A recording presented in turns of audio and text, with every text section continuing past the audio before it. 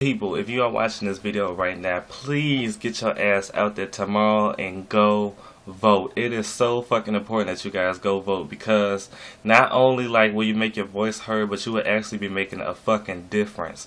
And it just pisses me off to the point where I can't believe that the polls, well, not the polls, but the voting is so fucking close when Obama is fucking at, he's fucking battling a baboon like who knows nothing about foreign policies. He says one thing one minute and he says one thing the next. Like, he is not a fucking leader. He is an appeaser. He will say anything to get you guys to get a vote from you guys, and that is not the type of man you want leading the country. Like, you guys have to go out and go vote for Obama. I'm not gonna sit here and say go vote if you're gonna go fucking go vote for Romney. Like, that would be the dumbest thing ever. Like, bitch, if you was gonna go fucking vote for Romney, you should have just fucking stayed at home sitting on the couch keeping your motherfucking vote to your damn self if you was not gonna vote for Obama. So please, I know they say you shouldn't tell people who to vote for, but when it's clear that this man is clearly the better candidate, like by a wide margin, bitch, take your ass out to go vote for Obama. Fuck Romney. Like, he's the type of man who's gonna run this country back into the goddamn ground, trying to appease the rich white people. I would hate to like bring race into it, but that's pretty much all he's with. That's who he caters to. He may cater to like some of the rich people, the minority rich people, but mainly he's catering to the rich white people, and like, I'm not with that at all. So please take your asses out there and go vote well, not today, but tomorrow, go vote Obama. The man has done so much, and even though they try not to give him credit for any fucking thing that he's done things that he said he would do. They try to not discredit him for all of those things. He has done what he said he was going to do, and if you give him 4 more years, I guarantee you he's going to continue to do what he said he's going to do. You just have to give him a fucking chance. And it just blows me that I see women and minority, especially minority women, voting for Romney and at his fucking pep rallies. Like, why are you supporting this man? He is not doing anything for your agenda at all. It's just like, are you so fucking racist, or are you just so fucking against Obama that you throw anybody in to replace him? Like, come on, get with the motherfucking times, bitch. But that's not what I want to talk about. Like I said, go vote for Obama. Give this man 4 more years. Everybody else has had 4 more years. I don't see why he shouldn't have it. With that being said, Real Housewives of Atlanta. I fucking love this show. I'm definitely Team Candy. I'm Team Phaedra. Sometimes I'm Team Nene Leakes. No. Sometimes I'm Team Nene. Sometimes I'm Team Kim. But most of the time, I love this show, and I love the women on it. But anyway, the show started out, we get 2 cast members. We're replacing Sheree Whitfield. I was with her at the unemployment office the other day, telling her ass to get out and go vote for Obama. I hope she was listening to me, because this bitch thinks she know every fucking thing about everything. That's where she at today, because she thinks she know everything. But anyway, they replacing her with 2 women, Kenya Moore and Portia Stewart. And I hate knowing who Kenya Moore is, but when I tell people about her, nobody knows who the fuck she is. If y'all don't know who Kenya Moore is, she was in Waiting to Excel. She was she interrupted the dance Whitney Houston was having with that man in the very beginning, right before she said, if I hurry home, I can catch Dick Clark. And she was also in Deliver Us from Eva when they was up at Eva's ball with the mayor, and she was there with Eva's ex-boyfriend Lucius. So if y'all remember that scene in the movie. But with that being said, and she was also on an episode of Parkers where Nikki was running Magic Johnson's theater. But they replacing Sheree with Kenya Moore and Portia Stewart. Don't really too much know anything about Portia yet, because it's only the first episode, so I guess we'll learn about her on the next episode. But the show opened up with Nene and Greg. Greg so wants to get back into Nene's draws, them big draws, but she ain't having it. And if I was Nene, I wouldn't be having it either. Nene, make him beg, because he put you some shit. He done you wrong as his wife. You have never done him wrong. So definitely make him beg. And I think it's just funny, like, now you like, really? But they, like Monica said, I guess it's true what people say, you never know what you have until it's gone.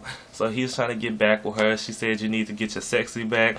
That's going to be fucking hard to do. But I guess he's going to try to get it back as much as he can. Anyway, Furthermore, I did not like the jab that she took at Kim. She was like, I was at my trailer, not the thing that Kim was raised in, but my trailer on the set like Nene. You know good and well if Kim said something like, I was like under the hood, not the hood that Nene was raised in, but under the hood of my car.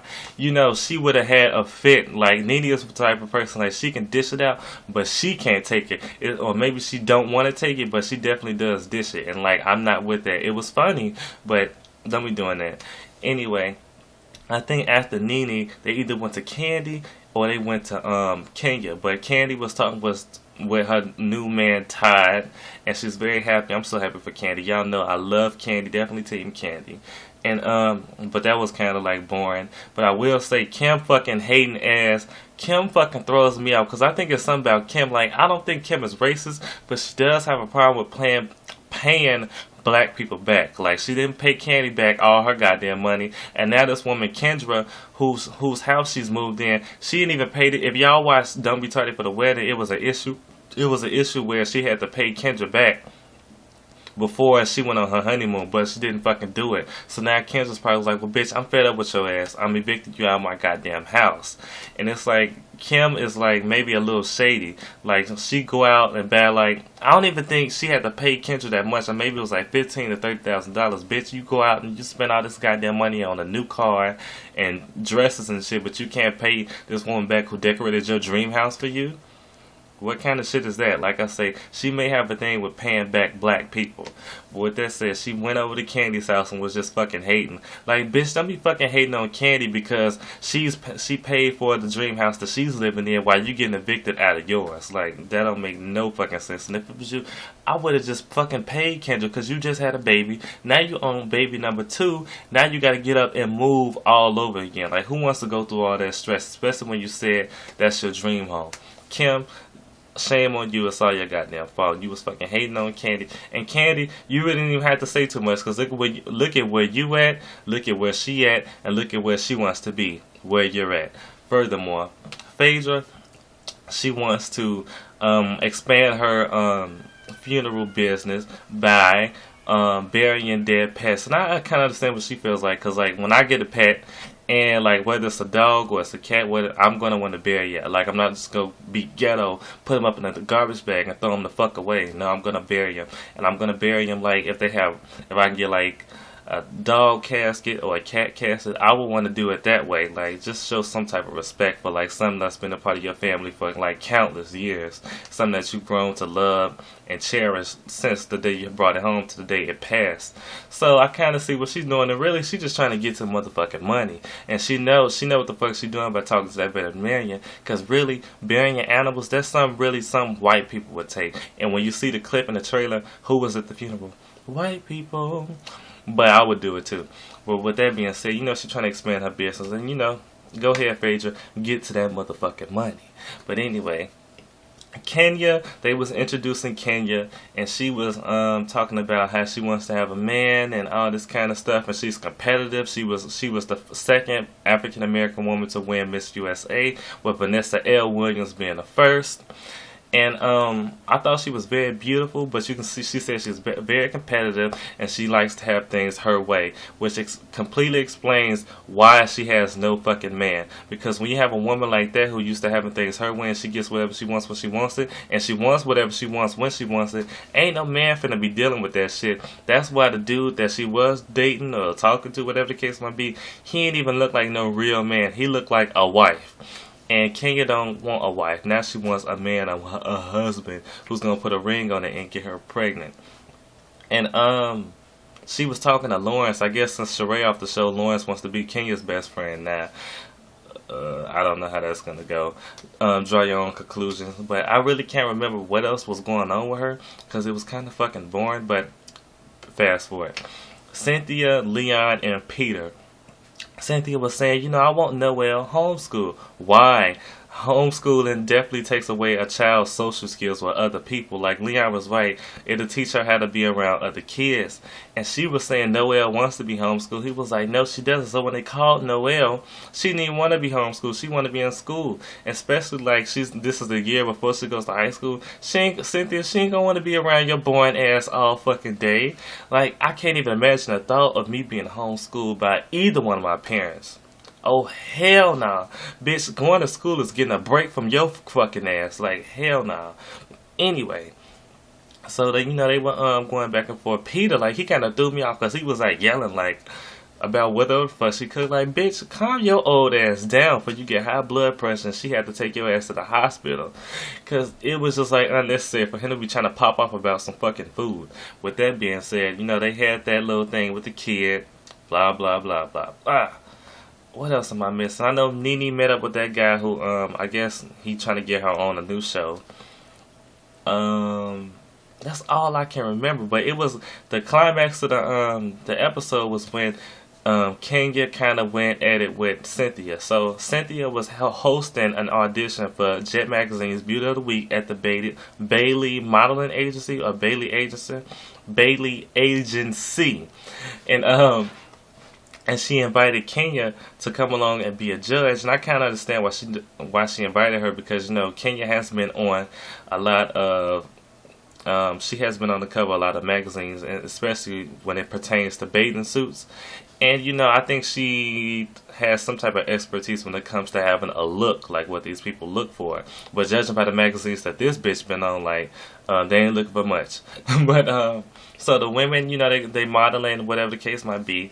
Kenya was being very rude, very insulting, very condescending, and very disrespectful. Like the guys told her, like, bitch, do you know how much courage it takes for some of these women to come on here and model for people in a bathing suit? Bitch, you about to send them home with a goddamn inferiority complex because you want to be a fucking coon talking about shit that you should be able to relate to. Like, you were a fucking pageant queen. Like, you won Miss America. You should know how to be humble and know how it is to, like, receive ignorant criticism and how you don't like it and how you don't agree with it. But for you to be dishing it out like that, it was like, bitch, you were a fucking hypocrite, as Cynthia said. And even you were making Q from 112 uncomfortable, and you were even making Jet Magazine uncomfortable. And that was just like an embarrassment to Cynthia, because Cynthia invited your black ass. Like, and I don't mean to say that, but you was just acting like a black ass fucking coon. Like, show some goddamn respect for these women. And anyway, I thought it was so funny when she was going at it with one of Cynthia's co-workers, and she was like, who are you and why are you talking? He was like, I work here. She was like, security. Cynthia was like, what? We don't even have security. Who is she calling? Like, this bitch really came to the goddamn Bailey Modeling Agency with her own goddamn security. Like Cynthia said, bitch, nobody really knows you. Like, talking about something, I'm a public figure. Where? And if you had it like that in LA, bitch, you ain't in LA now anymore with the white people. You are in Atlanta with the blacks. So you need to fucking realize where you at, and like, bitch, they might fucking shoot your goddamn security, then shoot you. And this bitch talking about something, I gotta have security. I'm a public figure and people are crazy. Yeah, bitch, you're one of fucking crazy people. And thinking about the trailer of the season when she was like trying to, it looked like her and Phaedra are gonna go at it, but they saving that. Cause I notice a lot of times with these trailers, they show you shit like from the beginning of the season, but they really don't show you what you're in for. And she's saying stuff to Phaedra like, oh, if you could give 2 of your friends to Apollo as a birthday present, who would it be? Like, bitch, you really asking me if I would let any 2 of my friends sleep with Apollo, who would it be? And if I was into that, it definitely shouldn't be. It's definitely sure as hell wouldn't it be you. Like, really, Kenya? They really made you look crazy, and I'm starting to think you're fucking crazy because you really showed your black ass up at the Bailey Modeling Agency. You were disrespectful. You were even disrespecting Cynthia. Like, oh, I just said that. Like, Cynthia said what I said. She didn't even have her own thought. Like, come on. Like, bitch, no, you come on. You come on and get the fuck out. Because if you was going to be that way, you could have kept your black ass at home. Anyway, the season, the premiere was a great premiere. I enjoyed it all the way through. It was, like, kind of dull in some spots, but really, I loved it. Like I said, love Candy.